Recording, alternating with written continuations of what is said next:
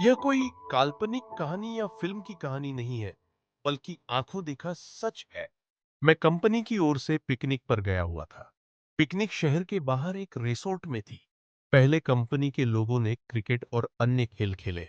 उसके बाद रिसोर्ट में ही बने वाटर पार्क में चले गए।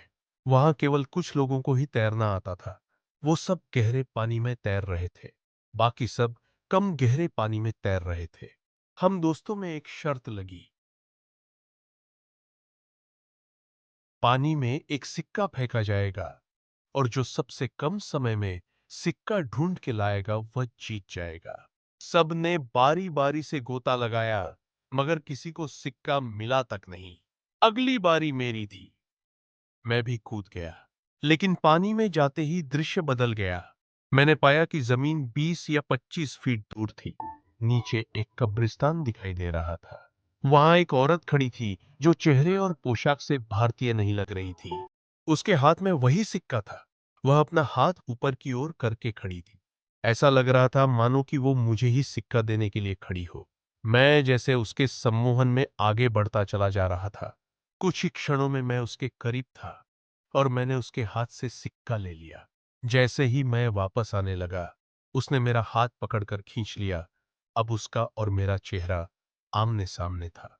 एक ही पल में उसका चेहरा बदल गया और एक भयानक रूप ले लिया। उसकी आंखों से खून निकल रहा था और उसके चेहरे पर एक भयानक सी मुस्कान थी। मेरे डर की कोई सीमा नहीं थी। मैं डर के मारे कांप गया।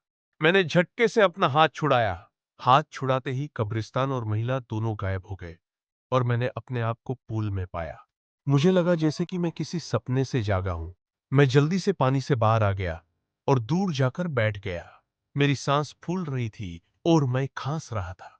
मेरे दोस्तों मेरी मदद करने लगे। थोड़ी देर में मैं सामान्य था। हर कोई पूछ रहा था कि क्या हुआ। मैंने बस सर हिलाते हुए कुछ नहीं में जवाब दिया। मैंने मुट्ठी खोलकर देखी तो सिक्का मेरे हाथ में था।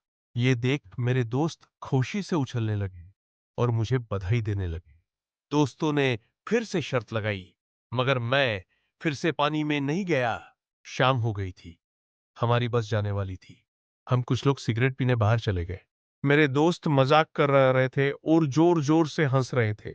सामने खड़े एक अंकल हमारी बातें गौर से सुन रहे थे और बीच बीच में तड़का भी मार रहे थे।